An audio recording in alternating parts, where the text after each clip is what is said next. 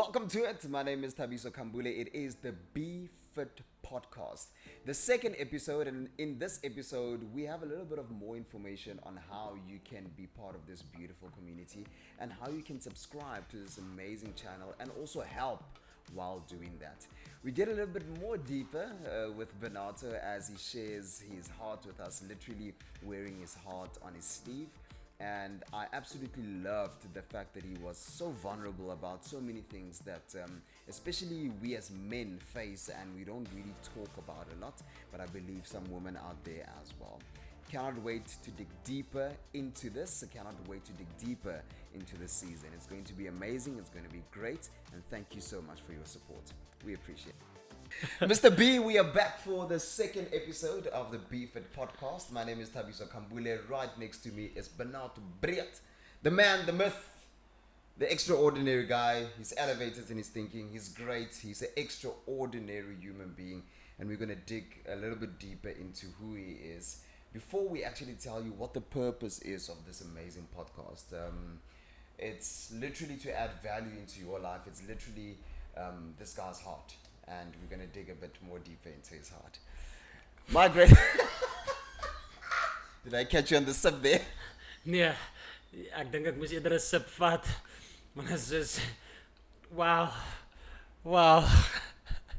It's just like therapy, but for the whole world to see. I hear you. It's okay, I'm ready.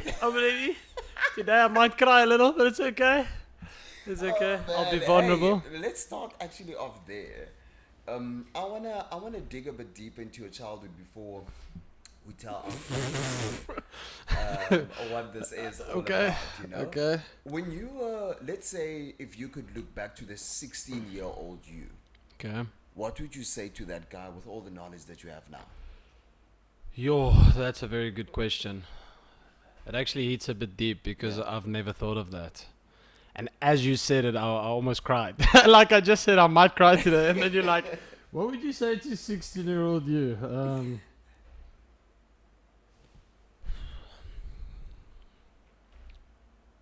That it's not that hard. Sure. Man.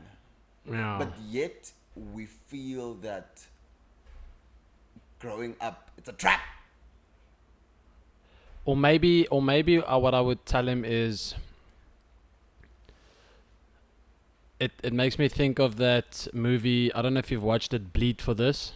Oh, yes. About the guy that was put in a halo after a Yeah. car crash, and then the doctor said that he'll never walk again, and then he boxed again and he got a world championship. And they actually asked him at the end of the movie, and it was actually after he regained his world championship title, that they asked him what was the biggest lie he's ever been told. And then he just answered and said, it's not that simple. And then she said, okay, let me rephrase. And he said, no, that's the biggest lie. Because it is. And I think that's sort of like, it's not that hard. People telling you it's not that simple. I think that's something as a 16-year-old that got into my head because I was in a very good space with my sport. I was performing very well. Academics was going very good. And I think I started overthinking everything. And that's something that we all tend to do.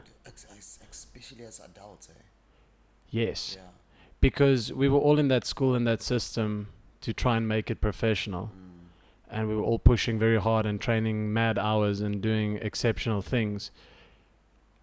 But it's almost like they started making us think, and I think that's what everyone does.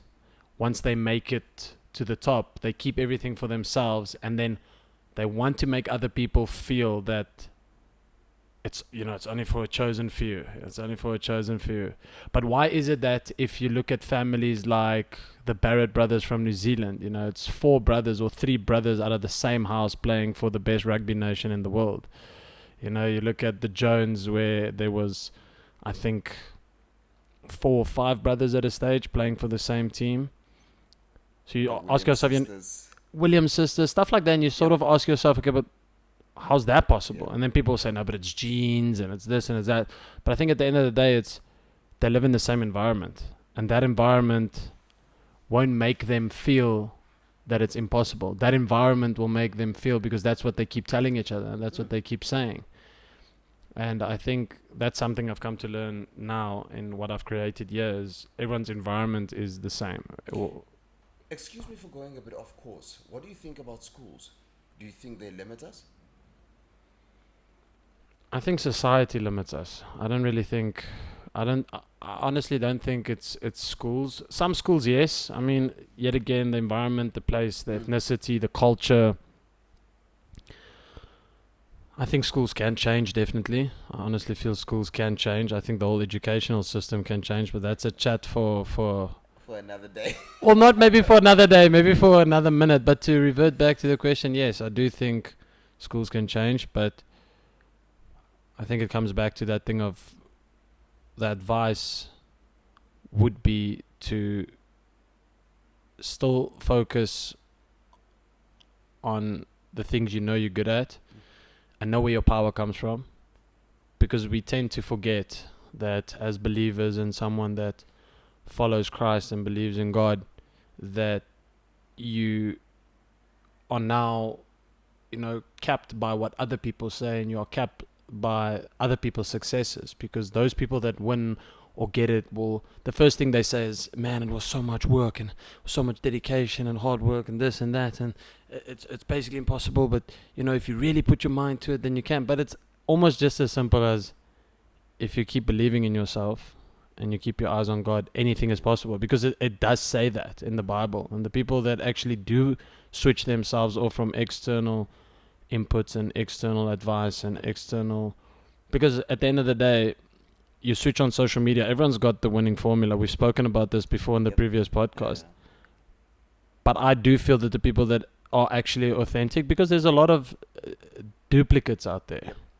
There's a lot. I mean, in every single industry, there's so many duplicates. They make it, but they're just a copy. I think if 5 or 10 years had to go by, no one will remember them. And I think the biggest, and it's not just that I think it is, the two biggest vibrations that we do get in our body when certain emotions appear, or not emotions appear, but the two biggest vibrations in our body, with the two biggest frequencies, are gratitude and authenticity. Come on. So the biggest one is authenticity, and that's going back to biblical terms, because I feel science and the Bible basically confirms each other as to, you're an individual, you are unique, no one's like you, you are loved, you are cared for in your own way, and you have to find your own way, but your own way is by handing over, giving over, trusting, believing. And I think what my downfall was, especially after making decisions to go play rugby again, under 16 club level, then under 17, and then matric, and then breaking my arm, was all down to that. Started doubting, started letting other people's comments creep in. And there was a coach. When we were under 14, under 15, we had two of the best coaches in the country that time, and now the two of the best coaches in the world. Sure. And they said to us, they don't really care what the stats or what the odds are. We can every single one of us in this team, like for example the Man United team, there was about 6 of them that grew up together, 6 of them that in the glory days, 6 of them went to the youth academy from like the age of 10 and went straight through until their late 30s. And I think 5 or 6 of them played for the national team. So, and that was their mindset. They were like, if you guys stick together, work together, this can be the next national team. There's nothing that says it can't be done. And then we got a new coach when those coaches got bigger offers and they did very well for themselves. Rob Walter went on to coach South Africa's fitness and fielding, and Heinrich Milan back in the day, I think, went over to New Zealand, if I'm not mistaken. I think he might have left to a different place first and then he went over to New Zealand. But then we got a bunch of other coaches which I would not mention because I don't want to, shame them. I hear you. But they basically came to us and said, you guys would be stupid to think that all of you are going to play for the South African under 17 team, or that all of you are going to play Coke Week, or that all of you are going to be picked for South Africa.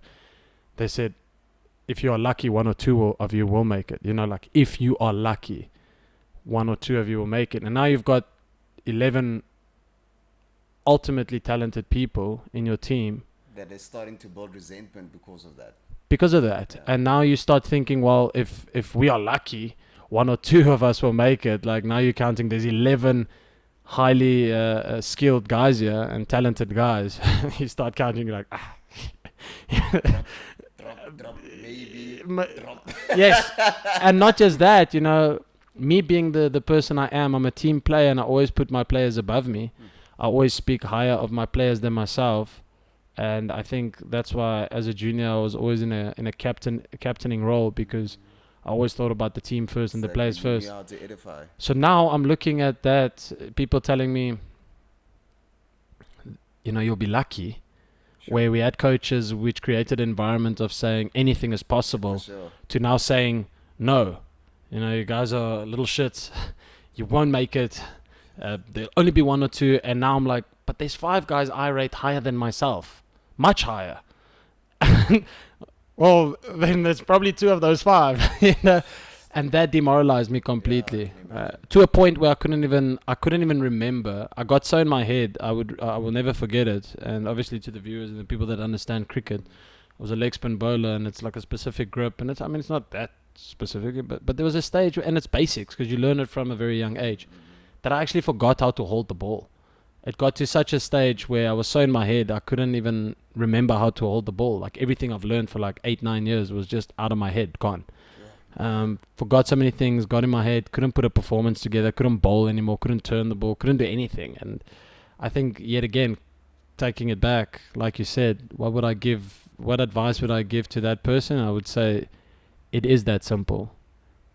And to basically not let anyone else opinion or what they speak over your life, because what's your plan has already been laid out. You know, God can speak something over your life and yourself. Power of the tongue, you yourself, and God, no one else. But yet, we allow those people, coaches, mentors, teachers. It happens a lot that teachers, you know, pick on kids. Definitely. That's why I don't know if you've read the book Outwitting the Devil. No, but it sounds like a very interesting book. It puts into perspective what schools are, and as you say, what mentors are and stuff, and how we should not become human beings that are lazy to think for ourselves. It has literally changed the way I parent as well. Because we tend to, as parents, do a lot for our kids. We want to give them all of these stuff, but what we're doing is we're busy creating weak human beings.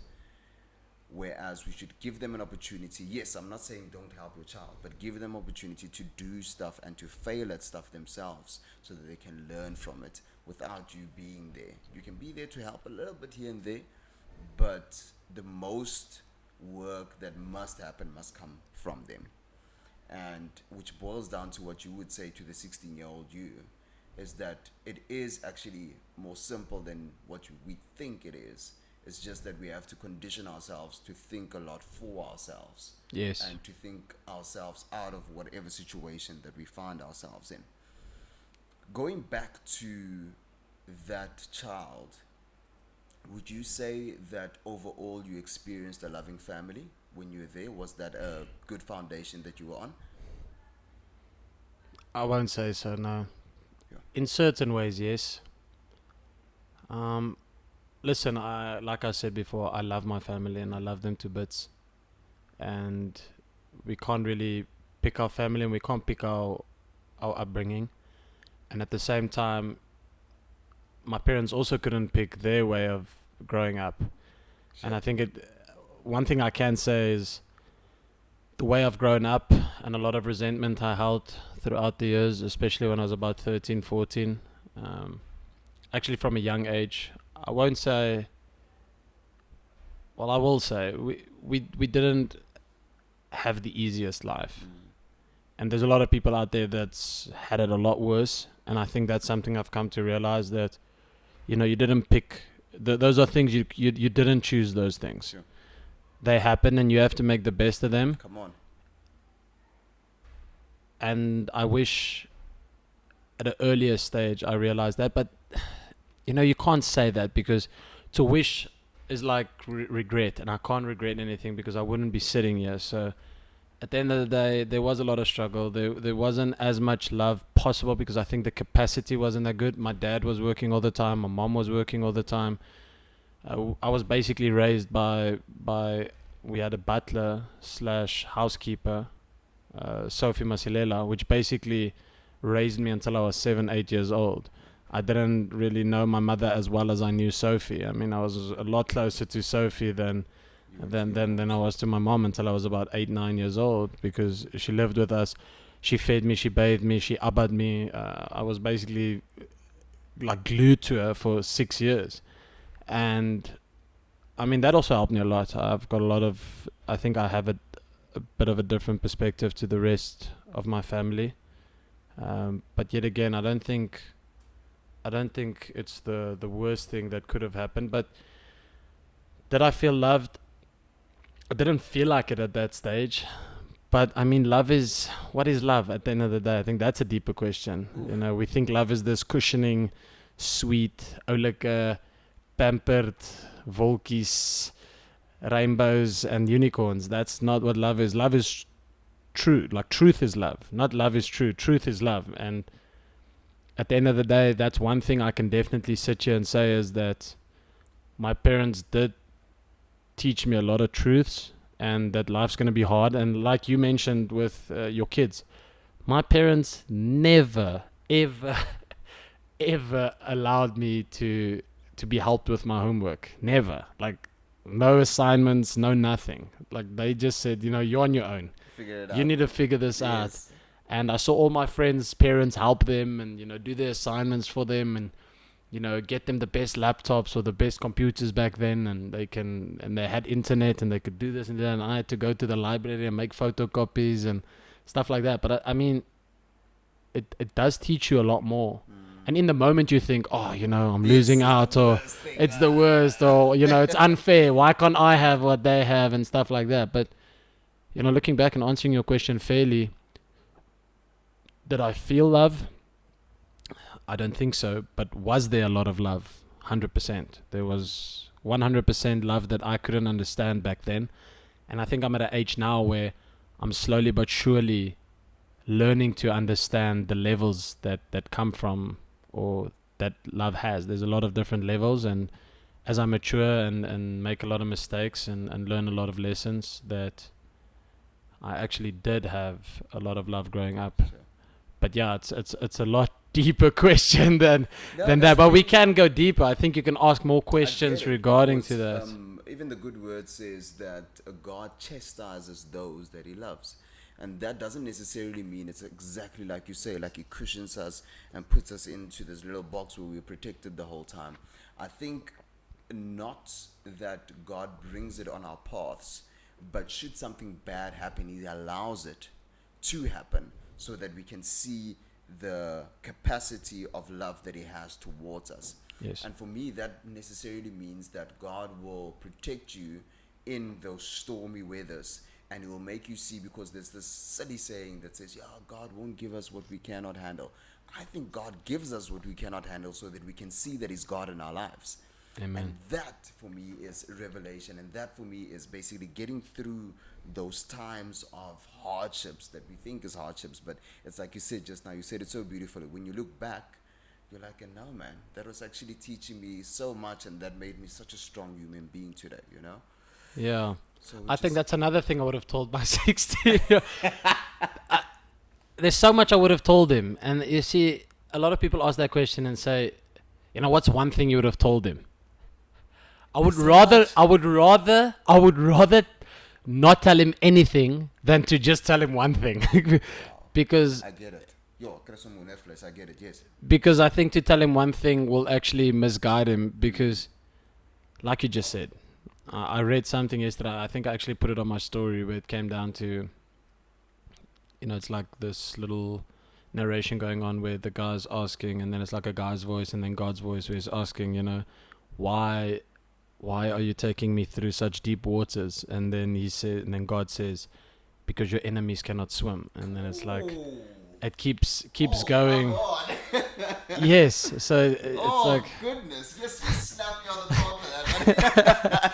but it is like that, you know. And when you're young, you don't see that, because I think growing up in a household, I think that's one thing I can say. If you grow up in a household where there's a lot of faith, not necessarily, you know, all the money in the world, not necessarily all the food or the luxuries or any kind of that, but if you grow up in a household where there's faith, which I feel Sure. we did not have a lot of faith. My dad had a troubled life in some senses, unfortunate in some senses, and lost a lot of money, and was done in by a lot of people, and you know that put a lot of discourse on his life. And you know, no one's perfect, and he obviously did a lot of stuff that, you know, that's his life. I don't want to go into his life. I love my dad, and he's obviously facing his own battles, and same with my mom. But one thing I can say is, through their trial and tribulations, and in our household and growing us up,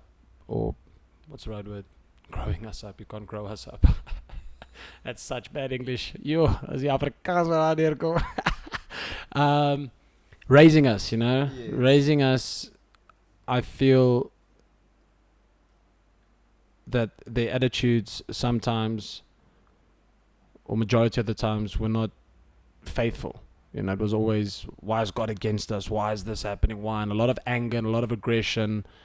And in some senses, had a very hostile childhood. Let me put it that way. I think that will be the best way to cover up all the nitty gritties and details and the bad things that happened. But I grew up in a very hostile environment where there wasn't a lot of faith. And I think something I'll install and make sure that I do now in my life is, I just trying to surround myself with people that have a lot of faith. Because with faith, irregardless where you are in your life, you know, whether it's going bad or whether it's troubled or whether it's illness or whether it's setbacks or whether it's breakups, heartbreaks, if you have faith, you'll always be okay. You'll come out of it. You'll work through it. You'll work around it. Get on top. Crawl underneath. You'll find a way, because, like you said, you know that it's happening for a reason. But you only get that understanding as time goes on, as you grow up, as you learn a lot of lessons and see a lot of things. And what the highest trees always catches the most winds. For sure. And if you pray for a good life in the sense of certain things, you know, what is a good life for different people? A lot of people, it looks different. But if you pray for, I want to help a lot of people, I want to travel the world, I want to touch a lot of people's hearts, that's going to come with a lot of trouble. And if you're not going to get used to trouble, if God doesn't prep you with trouble, you can't. My work as a strength and conditioning coach, you know, you can't expect to do a tough sport without facing tough workouts. So it's the same as this. I'm asking for these tough adventures, but now I'm going through tough little detours, and I'm like, no, I can't do that. No, like, I asked for it. So yes, I don't know if that answers your question fully, but sort of, I think we keep going. It's good. It's good. I love it. All right, cool. We're going to take a little bit of a break. And then after this, of course, I want to find out why we are doing this podcast. Mr. B, I think just to touch a little bit more and the last little bit on you, I'm inspired by you basically, and this is such a cliche saying that, yes, we've beaten all odds and we've become greater than what our circumstances were. But you are literally the epitome of that, because it's not like you had the most amazing childhood, but yet you rised up above that, and it had to take a mindset to get over that, and it had to take emotional intelligence and emotional maturity for you to get over your past and actually take it and turn it into a superpower to accelerate and propel your future. What can you say to our viewers out there as to how to make that mind switch? Because it can't be easy. There's some of us that have a very hard upbringing and then we stay low, but there's some of us that literally want to see ourselves out of that, you know? How did you see yourself out of that? I think in certain ways I'm very fortunate because there's a lot of things that happened in my family, and I'm the youngest of 4. And I think the journey is still a long journey before I can actually say that I've overcome everything that I've gone through. Because, like I said before, I don't see myself as nearly, and I don't even chase success in that matter, because success is a very broad term. So I don't see myself as someone that's successful in any way, because I fail daily and I fail weekly and monthly and yearly. But I am very fortunate. I'm very, very fortunate to have been the last born in my family, because I got to see what the other 3 didn't do. And I think if I was the firstborn, I mean, where's my example of not to do? Because it's either when you're in a good environment, there's examples of what to do, and when you're in a bad environment, there's examples of what not to do. Sure. And I think that's what I'm trying to refer to when I say I'm very fortunate. My sister had it difficult. My second sister had it also very difficult. And then my brother was the first son, which was, the first man in the house after my dad. And he got it very rough. And I feel in a lot of ways, and I think if my siblings should watch this, they would agree, and they always did say it, that I am the fortunate one, I am the lucky one. But I think not the way they see it, because they would just see it as I got everything. But I mean, I started getting bursaries from the age of grade 4 because of my cricket. And I started getting my clinics for free, and I started getting my equipment for free, and I started getting as much stuff possible, where my parents still had to invest a little bit, but they never had to pay school fees for me. And I think sometimes people overlook that, because, I think as a mother and a father, you look at kids and you're like, yeah, that one takes that much, and then this one takes nothing. So it's like, when he needs something, it's like, we can give it to him because he's not costing us on other places. Which I think obviously they don't see it 100% like that, but I would agree with them. I would agree with them in that sense. I was definitely the most fortunate one, and I think there's a lot of fortune when it comes to things like this. And God has a plan, even for the people that weren't as fortunate. I think it's our place to still, and my role and my understanding, because I've got prophecies here on my phone which says. It's what an evangelist gave to me a couple of years ago, and he didn't know me from a bar of soap. I went for a trail run. With one of my good friends that I explained to you. One of my, I would say my only good friends, Matthew Bright, that's almost getting married, and love the guy to bits. But we went for a trail run, like a 6 or 7K trail run by Volversplate. And then there was a guy, he didn't see my phone, he doesn't understand. Like, there's no way you could have known. And me and Matthew were talking about the Bible. We were literally talking about God. We didn't speak about where we come from, because we saw him coming to sit down. And then this guy had just wisdom in his eyes. When you can tell. Have you watched the Book of Eli? Yes. The movie where the guy at the end of the day was blind, but his eyes looked see-through. Yeah. And this guy, eyes looked see-through.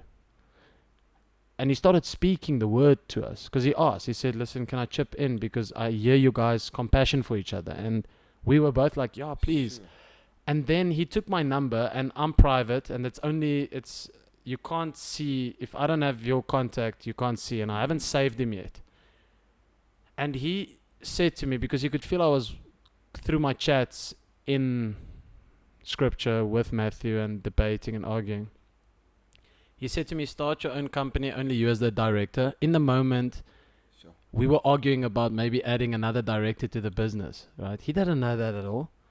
Then just God has a calling for your life. In that moment, I was feeling useless, because, it's like, how can I do God's work? How can I, how can I have an impact? How can I help people, serve people? And I felt like I had no platform to do that, because everything here in that moment was going a bit pear-shaped, and with the reconstruction and us moving in and out and losing clients, it was like, okay, well, how will I do that? So, not having like a point to life, because we all feel like that at a stage, worthless. And then that sort of like covered that for me. And then it says, end relationships as the Holy Spirit reveals. And then it says, it is time to get alone. Not it's time to be alone, it's time to get alone. So in the action. And then the last one is all your family will be saved. And I think that comes back to why I feel I'm favored. Because you're not favored to get everything for yourself. You are favored to be able to lead other people back. And I think that's my journey. Obviously, as you know, I haven't spoken to my family in a very long time. I've taken, a big step back, and it's nothing against them. It's more for me, because I was at a verge where in 2017 I tried to take my own life, and then in 2019 I tried to do it again. And I think, reliving those moments and going through everything, I had no clarity because I had such a distorted upbringing. I took this break to cleanse myself. I took this break to be a little bit selfish, but it's actually selfless because I still miss them. I'm the one that's alone. I'm the one that has no one. I'm the one that, sometimes has to sleep at the office. I'm the one that has to, not have any friends or any family or any pillars. But that's the selfless part, but there's also a bit of selfishness that comes with it. But it's all for the selfless reason. Can I add there at saying that that's also obedience, because when you read the word there, it said that it's time for you to also get alone. Yes. So yes. you're just also being obedient at that. I'm being obedient, and I'm trusting him. And the last one is all your family will be saved, because that's at the end of the day, how do I save my family from this misery? How do I save my family from all this sin? And I was just committing more sin. It was just frustrating me more and more and more, and I became more sinful trying to help people out of sin, because I'm the youngest and I'm trying to help 6-7 others that are above me in the sense of age, experience, and they never listen to me. Never. Like what I say, it's just like, ach shame, pachuchi, die kleinkie, foei toch, and that's fine.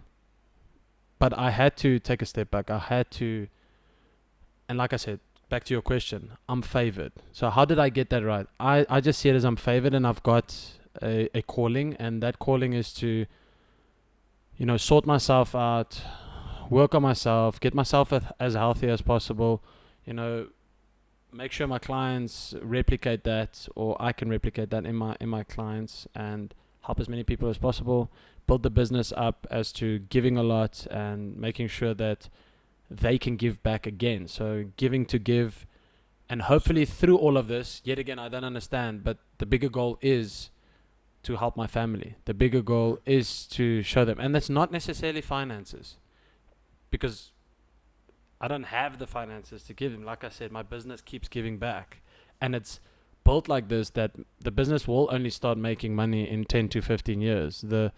The whole model is set up to only start becoming financially free in 10 to 15 years, because we're playing a lot of long-term investments into people. Because when you invest into people, it takes time. People don't just become successful in 4 to 5 weeks or 5 months. It's years and years and years. But I'm favored, and I think I see it like that, and that I've got a responsibility to give back to my family that wasn't as fortunate, because they did have it a lot worse than I did. A lot. I'm going to say this, and I'm going to literally speak this over your business and yourself as well, is that you're going to see returns way quicker than that, because you are selfless in what you do. And there is of course, there's a journey that one must go through to get there. But I believe that in what you do and in the interest that you take in people, and because you're so selfless at doing that, you're going to see miracles starting to happen within your business and within yourself way sooner than what you think. And sometimes I believe that, and I do this myself as well, we cushion the fact that we are basically doing stuff long term, to almost cushion the disappointment that life sometimes brings at us. But I literally see the financial independence that your business will have, that you will have, and also that you will actually be adding on to other people's lives, because this is my revelation to it, right? with this space that I'm in now as BFIT, it gives me a pure and a good and a healthy body. If I have that, that already boils over into my work. If I can be, can I say, super sane at my work because of the health that I get here and because I'm training, that for me is already a step up, because that already gets me into a place where I'm like, hey man, flip, you can do maybe a little bit more. And because my mind is so clear, because I'm training and I'm fit, I can do more, and I can enter into avenues that other people most probably cannot. So that's what you're busy doing for people. And I believe that those blessings are just literally building up and coming back into your business. Thank you. It leads me to the next question. With this podcast, what is your plan? What is your vision? What is your dream? And what do you want to do? Because I don't think there'll ever be like an end goal, but what is it that you would love to achieve with a podcast? I think exactly what we're doing now, getting different perspectives from different athletes. And like I said, I always aim to work with the underdogs and with the people that has had it a little bit different and a little bit more difficult in certain aspects. Yet again, what we would perceive as difficult, because difficulty is also a very broad spectrum, but I want them to share their stories. Sure. I want them to show, and preach overcoming and how to, not be defined by your past. And I think at the end of the day, just share their ways of overcoming certain things and their perspectives. And I think it's a platform that's based around sport and sports science and taking a holistic look at the lifestyle of sports people and sort of taking that as the common ground, because it is a very big market in the sense of a lot of eyes are on that. But then almost just trying to divert those eyes to the deeper side of sport and the deeper side of why people do it, because people see sport as a luxury, as entertainment, as these guys get paid so much and, they just kick a ball. But it's not just that. It's a lot more than that. It's a lot deeper than that. And why I am into sports. For me, it's not as much as the skill. It's not as much as the actual sport. It's what it brings. It's the camaraderie. It's the, the fight. It's the discipline, the commitment, the adversity, all those things that add up, and how people deal with that. And I think through this podcast, getting a lot of different sports on here and a lot of different professionals and a lot of different amateurs and semi-professionals. So it would be professionals, semi-professionals, amateurs that are on their way or either has been at the top or on their way to the top or currently maybe in a tricky situation, and want people to understand how different their sport is or their environment or their culture. And it's just to sort of create more perspective, to make people see or help them see the difference and the diversity, and not so much actually about, that's why we had that argument, are we going to call it the BFIT podcast or what are we going to call it?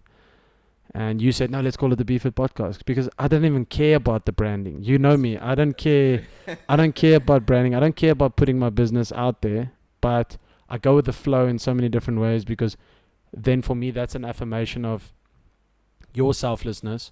And then me saying, okay, well, I'm not going to abuse that, and then I will use it because then I still benefit. But for me, it was never to benefit. It's still not to benefit.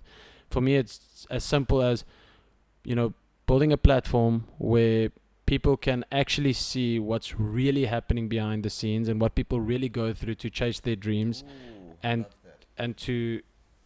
in sport, to chase their dreams in sport. And there might be, this will be season 1. We never know where season 2 will go, season 3, if there, by God's grace, if there is a season 2 or season 3, But at the end of the day, we're going to create a website for this, which will be the BFIT community, BFIT community website, where we will be putting like basic subscriptions up there, like a basic 53 Rand subscription, no, actually a 5 Rand 30, a 53 Rand, and a 125 Rand. And it's going to be such small amounts of money that you'll invest into that. But for the 5 Rand 30, you'll get a lot of info, you get a lot of newsletters. You'll basically get the breakdown and all the summaries from the podcast, so that you can sort of like take the key points from it, and a lot of sport newsletters and things that me and Katis will obviously work on and do behind the scenes. And then for 53 Rand a month, you'll basically get all the programs we do here. You know, you'll get from diet plans, training programs, obviously, which I would say generic, in a sense, generic programs, but specific in the field. So there'll be cricket speed, cricket power, cricket range, cricket volume, recovery, flexibility, so stretching programs, training programs, diet programs, but for every single sport. And then there'll be like a basic, intermediate, advanced. So it'd be a very good platform for athletes and young athletes out there to start, or people that are like a bit older that just wants to get a little bit fitter and healthier, and maybe does sports as leisure on the side, but then they're training a little bit more specific so that they have less injuries, less problems, move a little bit better, more fluently and stuff like that. And then there'll be the last package, which will be, are we done? Cut that out. And then there'll be the last package, which is 125 Rand a month, where you'll basically, as a trainer and as a coach, you can go on there and download all our blueprints. Well, not download, but view. So that will be, you know, the 10 laws, the GPP laws, the strength diagrams that I have, the HPA systems that I have, 6 laws of inflammation and positive adaptation and stuff like that, and we'll break it down and explain it. And this will also be done through the help of, I'm involved with Tux Medical Campus now, and I've spoken to a lot of the final year students there, and a lot of them will have a input into that and refine it for me. And I've got a couple of doctors that I've met along the way that will refine it for me, or tell me it's good. But the information that will be out there and the blueprints that will be set out will help, and it's for such a cheap amount, so it's very community based, and that money that gets generated through the website will do to obviously create a bigger, better podcast, and help every single person that's involved with this, and give back to them, and then at the end of the day just grow the community and help people understand and educate them a little bit more on training and diet and sports psychology and all of those aspects that surround BFIT and sport. I love it. We're going to take a bit of a break, and then we're going to come back and wrap this. It's amazing, it's gorgeous, it's beautiful, and I love the heart of this, that we just want to add value, we just want to give back, and we're giving you an opportunity as well to join in on the journey and help us do that. You've basically explained to us the different types of subscriptions that will be to the podcast, and the information that basically will then go out. Is there any other thing that you would love to see this podcast do, and especially go forward into? We definitely have your heart that what you want to do is you want to help, you want to have people basically also physically at a better place, because I think that's also where our confidence comes from, that's also where our health comes from, and also where our mental health stabilizes, because I've noticed that whenever I'm in the gym, it literally helps with my mental health. And you're giving us this opportunity of subscribing, and you're giving us this opportunity of basically getting a whole lot of information. Fast forward 5 years from now. Why would you want to do that? Because my performance coach always tells me, Tubbs, you have to think about it, man. You have to think about it. Fast forward 5 years from now, where do you see yourself? I'll challenge that, because performance, if you look at any high performance institutes, there's no high performance institute that's made it for longer than 15 to 20 years. Sure. Because do we want to just aim for performance or longevity? Sure. So I think when it comes to performance, it's like trying to get the best out of it, where if you're aiming for longevity, it's like I can't tell you where I want to be because it has to be so organic. Everything I do is organic. Love it, man. So I mean, my marketing is organic. The way I grow my business is organic. The way I meet my people is organic. My relationships are organic.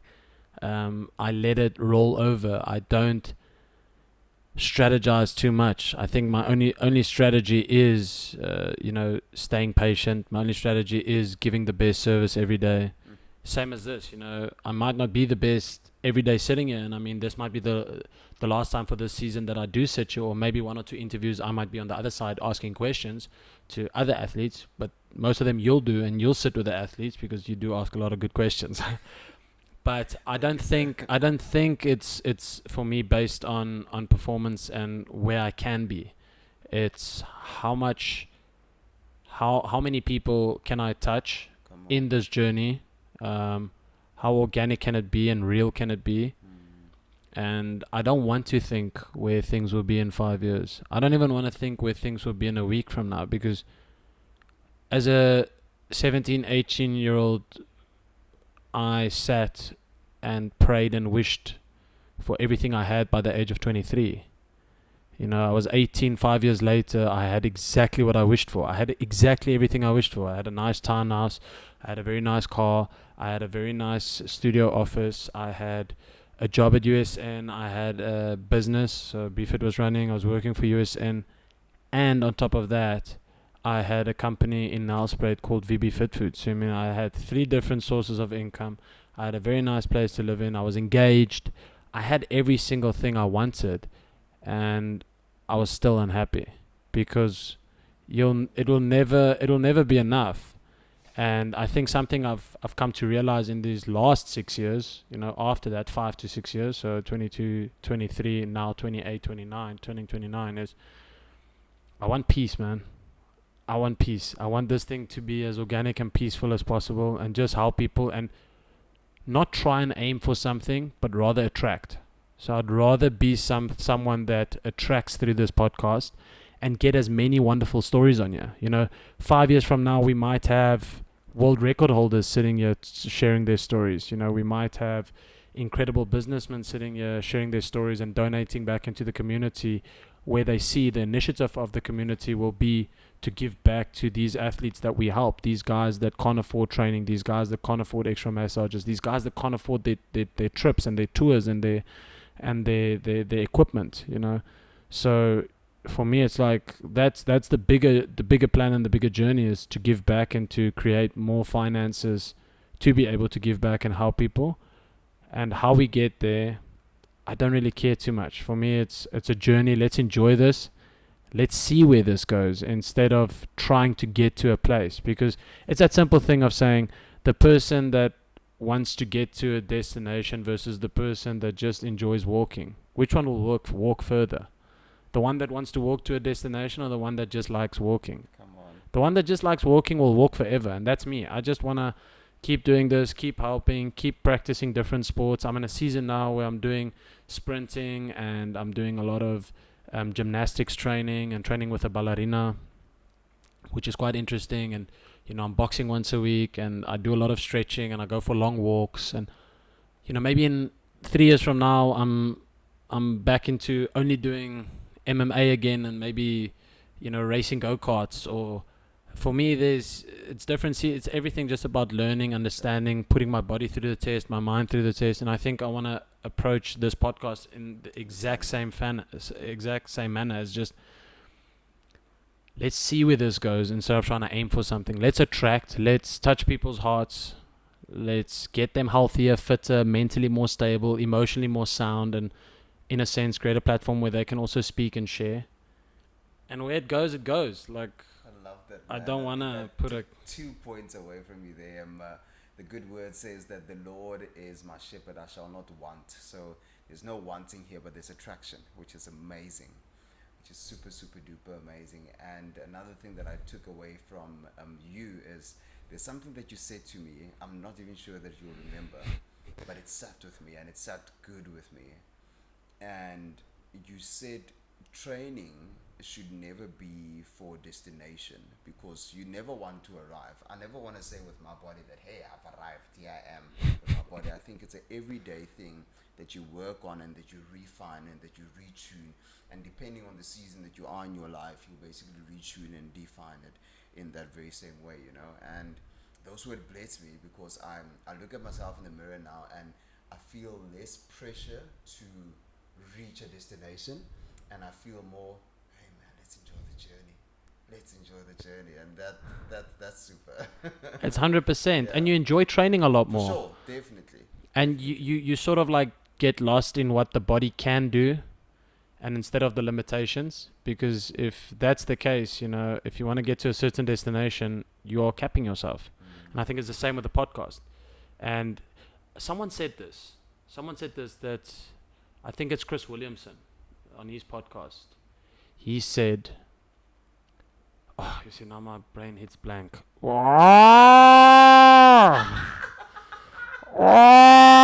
no, no, no. The coffee wore out and my brain went. Bzzz. Okay, go back to what you said now. Basically, I was just alluding to the fact that, you know. Oh, the training. Yes. You And know, the destination. you have arrived. I think it's an ongoing thing, because I believe my not destination, but my goal when I'm 50 years old will be different from The goal. Yeah. The goal. Sorry, I have to interrupt Yes, you because yes, I'm going to forget again. So he said that in a 100-meter race, every single person has the same goal. For sure. And you know, we live in a performance Based, life yes. where everyone says Yep. goals, goals, goals, goals, goals. But every single person running that 100-meter final has the same goal. Yep. It's to win, right? So what's going to define the winner? Because to say, I want to win the 100-meter world championship, I want to win the 100-meter Olympics, if 10 guys, 20 guys, 1,000 guys all have that goal, is the goal going to be the determining factor of who gets it? Or is it going to be the person that invests and puts discipline into the process? So your processes like this, organic, my processes, showing up every day, being healthy, training, eating well, sleeping as good as I can, helping people, investing into people, showing up, no sick days, no off days, Monday to Saturday, 16-hour work days with maybe 2 to 3 hours off, so a minimum of 12 to 13 hours working every single day. That's my processes. And I invest into my processes, because then the goals will happen any case, because it's your processes that make you perform at the end of the day. But people are putting it onto goals, because then it's a destination, and then it's a lot of hunger and a lot of drive, instead of peace and persistence and perseverance. And those I'd rather want in my life than to have too much drive or, you know, too much passion. Like we just said, you know, passion needs to be tamed with patience. For sure. And I'd rather have that outlook, that same thing over and over, and keep perfecting my processes. So I'll keep working on stretching more, drinking more water, being more conscious, reading more, less screen time, more energy into my athletes, more time into my athletes, going out of my way a lot more, you know, instead of getting more, achieving more, going more places, earning more money. Just those are goals.